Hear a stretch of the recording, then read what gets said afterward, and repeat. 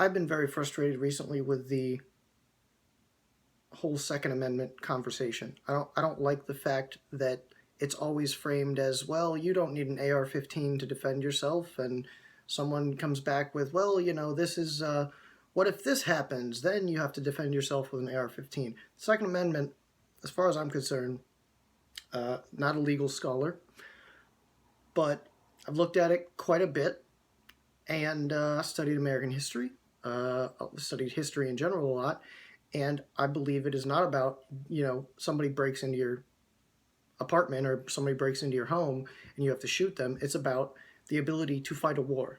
It is about the population being prepared to fight a war.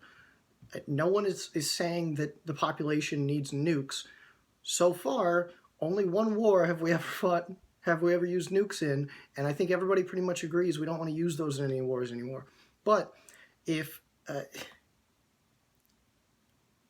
telling me like, oh, you can have, a pistol with 10 rounds or a shotgun with 5 shells, if somebody tries to break in, you just shoot them through the door, and that's not what it's for.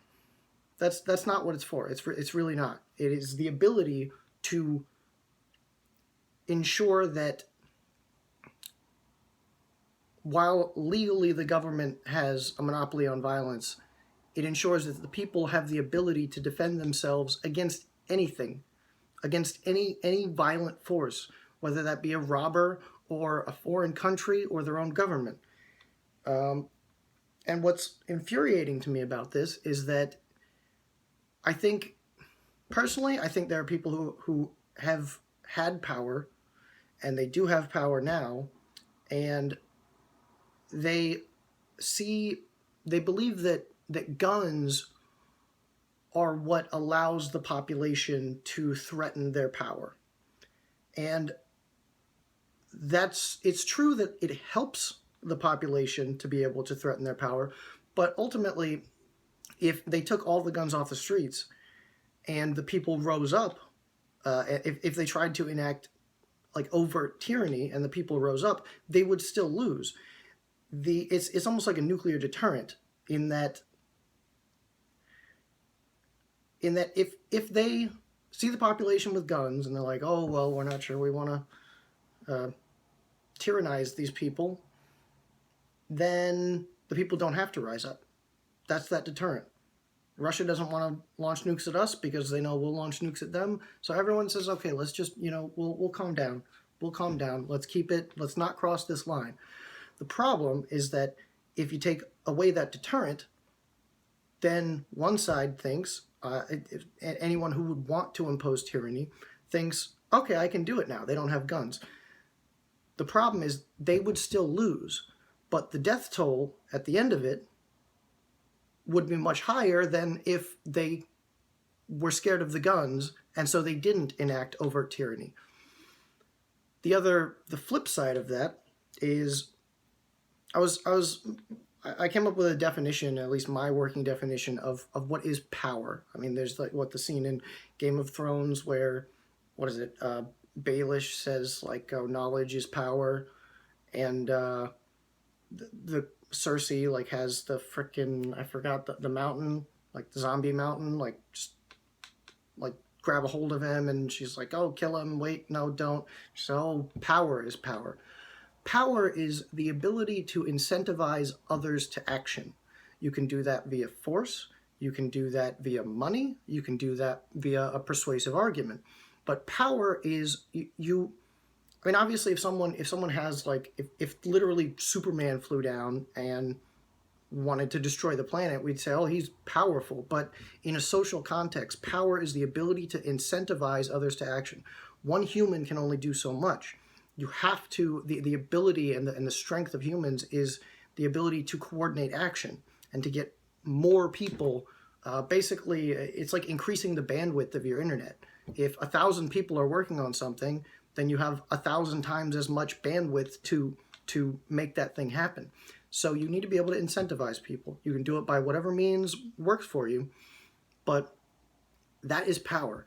And I mention this in relation to the guns thing because I think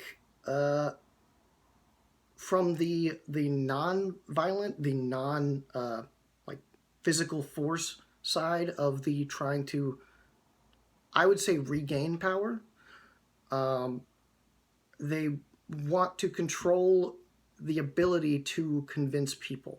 I think for a long time, and this is why I think the gun issue is very near and dear to my heart, near and dear to my heart, and I think it's very important because I think for a long time, the people who basically run the world, I think they took for granted that they could control the flow of information.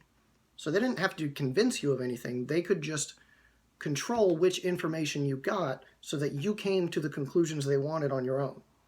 If we need to go fight the Germans, then they don't have to say, well, this is what they did, this, and this is why I believe that's wrong. They say they're evil and they're terrible and they're killing babies, and World War II especially, there's a reason to believe that.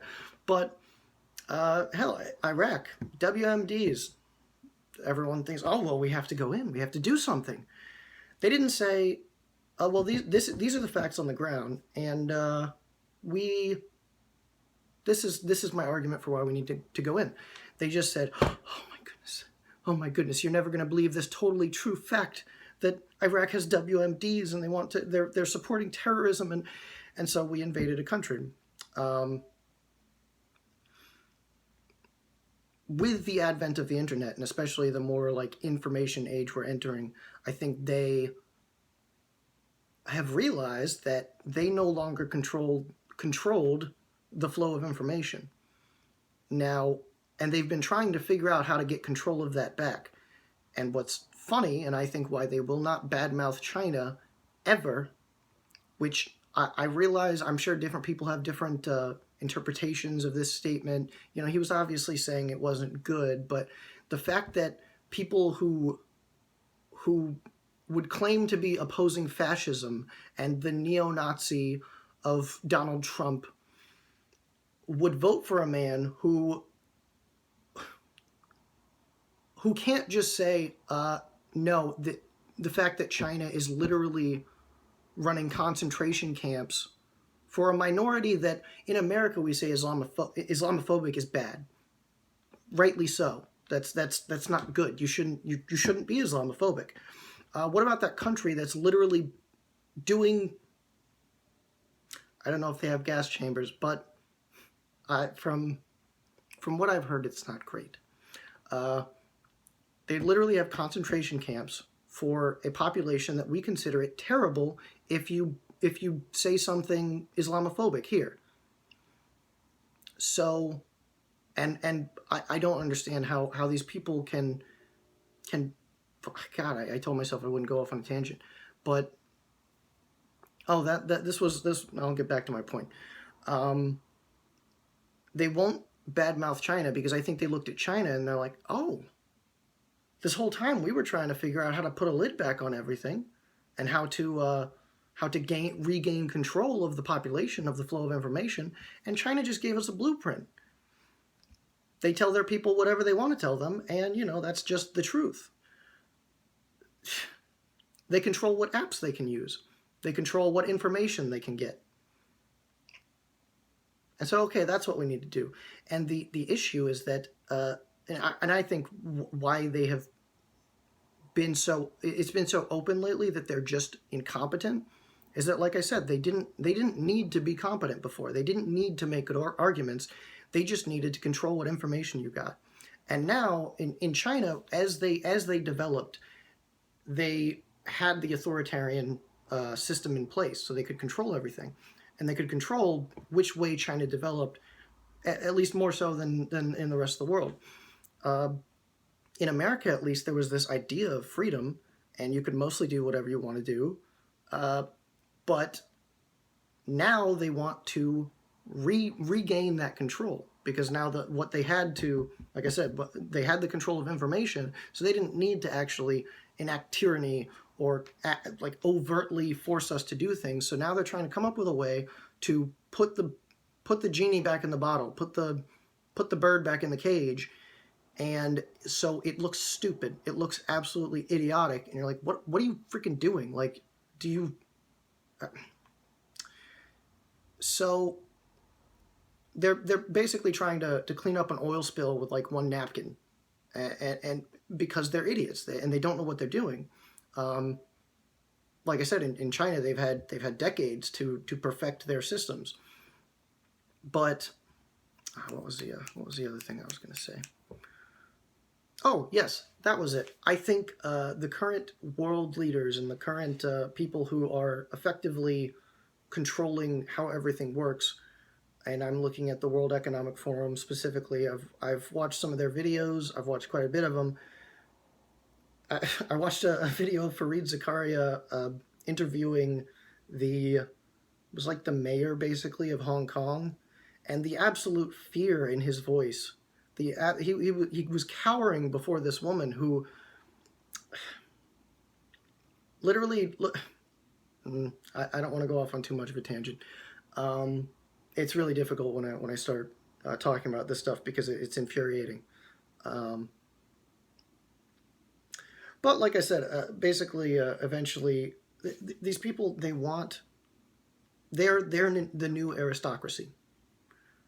Uh, I'm not going to say the French Revolution was good because basically, from my understanding, is that China is now a thing because communism was a thing because uh, different people looked to the French Revolution, which in itself was pretty awful, um, and took ideas from that and created communism out of it. But when the French Revolution happened, all of these monarchs were like, okay, well, America, that's far away. We don't like that, but France is like right here. Like, if they can get rid of the monarchy there, then our people will start thinking they can rise up and get rid of the monarchy. So all these countries declared war on France, and not like I said, not to say France was doing anything great. Obviously, Napoleon pretty much reestablished a new monarchy, but they thought, no, we can't allow this. We can't allow this. We may not like each other. We may have our feuds. We may have our disagreements with each other, but we need to make sure the plebs know their place. We need to make sure that they don't get this idea, this uppity idea that they can actually control things because they have to listen to us.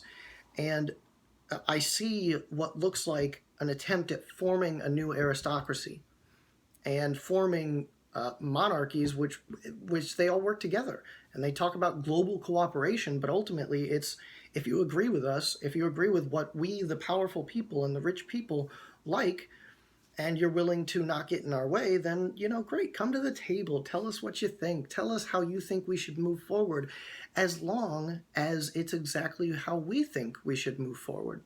And that's what's also very infuriating, is that they'll talk about how China has the potential to be the engine of the economic recovery and the new industrial base of the global economy, and so it's very obvious that these powerful people, at least a lot of them, they don't care about individual countries. They don't care.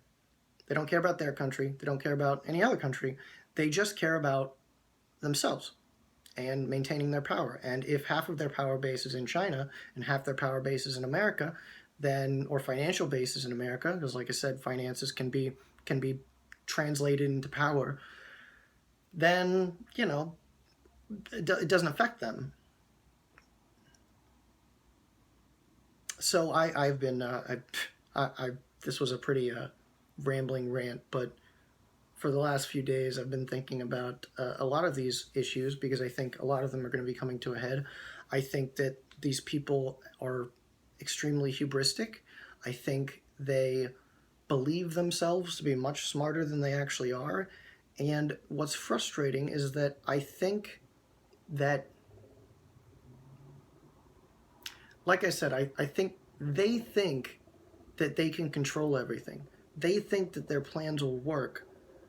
And I'm sure some of them feel like what they're doing is the right thing to do, but it won't work. It won't work. The only difference between whether they do it or not is not whether they have a chance to succeed. They will never succeed at these things, at least not to the extent that they want to. It'll just be the death toll associated with it. It'll just be the amount of human suffering that comes with it. Because if they were to stop, and be willing to let go of some of their power, then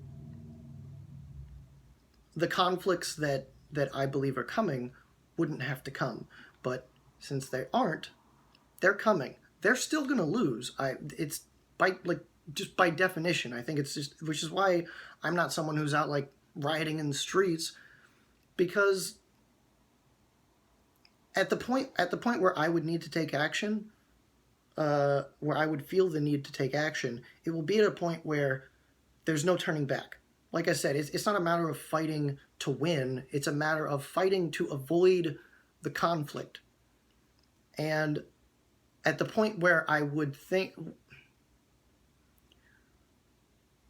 I don't think there's anything most people can do, at least individually, to avoid the conflict, except maybe, you know, spread your ideas around, try to communicate with people, try to convince people, and try to, I guess, broaden the range of information that people are getting. But, you know, we can't do that because, you know, you might be spreading misinformation.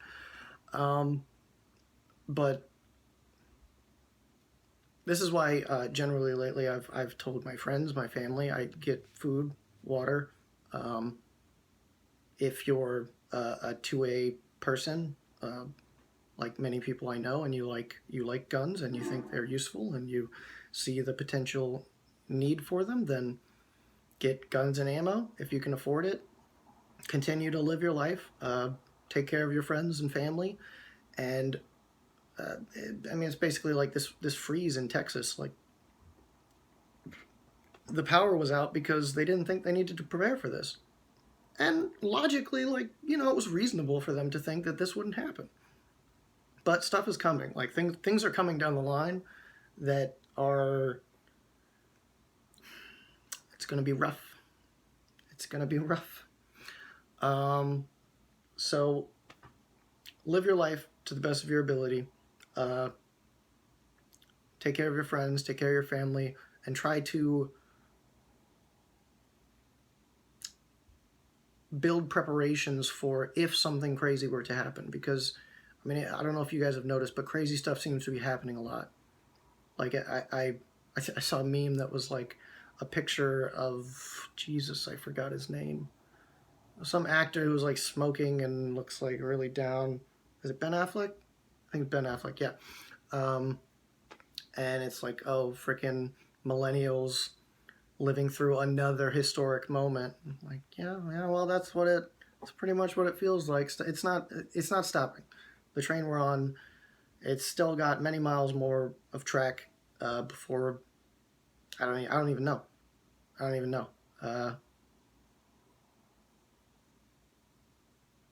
On that, basically, the way I would describe it is, for most of my life, I could, and you know, I was younger, I was a different person, but for most of my life, I could look to the future and think like, oh, this is where the world is heading. I was always wrong, obviously, but I could see a path forward. Now, there's just, like, we're basically like an exponential function that is like reaching the top of it. It's like, okay, well, this isn't sustainable. Like, something is about to happen. And there's like 500 different like metrics and different factors that are all converging at the same time, and the fact that they look like they're going to explode. So, like I said, get prepared, be prepared, better yourself, learn different skills, and just all that. And don't take away the guns. It's like I said, people who want no guns on the streets. It's not going to end well. I realize it feels like, you know, we're doing something good, but secondary and tertiary consequences are a real mother effer sometimes. So that's it. That's now 20 minutes. Jesus.